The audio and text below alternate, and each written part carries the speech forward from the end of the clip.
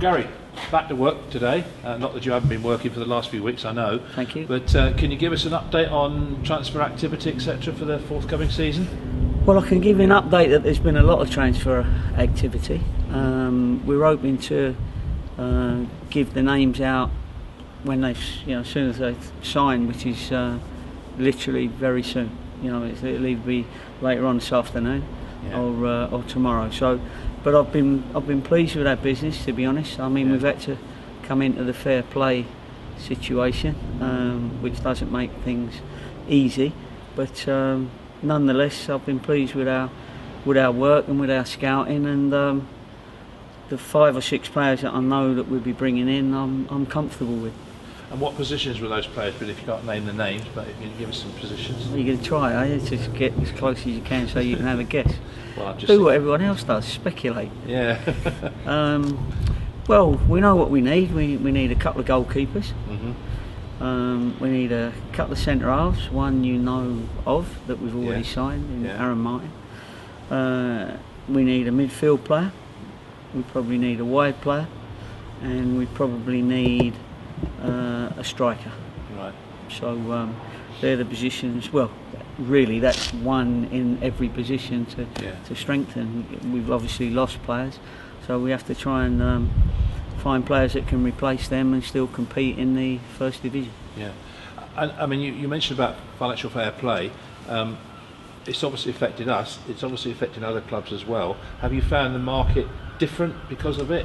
I think the players have found the market different. I think some of the players that felt, they could hold out for quite a big salary are realising that that's not always out there.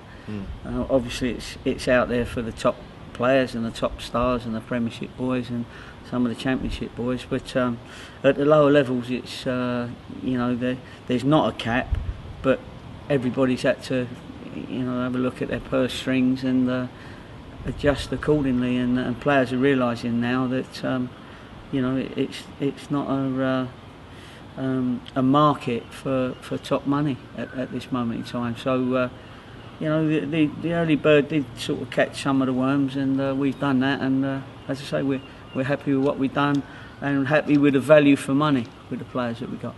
So bearing in mind the financial restrictions, what teams do you foresee being the pace setters in League One this season, apart from Yeovil? Well, it's 54% of your total intake, so it'll be the teams that have the bigger gates that will be able to spend more money on the players' salaries.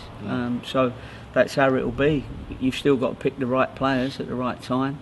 I wouldn't say there's a massive gap between the first division teams that are lower gates and higher gates. There's only a couple of teams that are probably in double figures in the first division on as far as gate is concerned, supporters.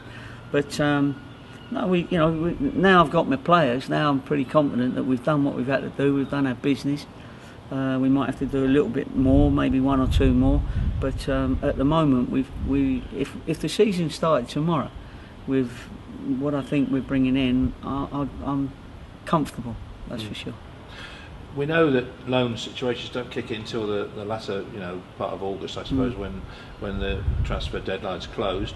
I mean, do you envisage having to bring any loans in, many loans in? Well, originally I did, because I felt that would be a way of beating the fair play situation, because obviously you get players that are on a higher wage for less money if the club needs them to have games. Yeah. So, but since I've made my signings,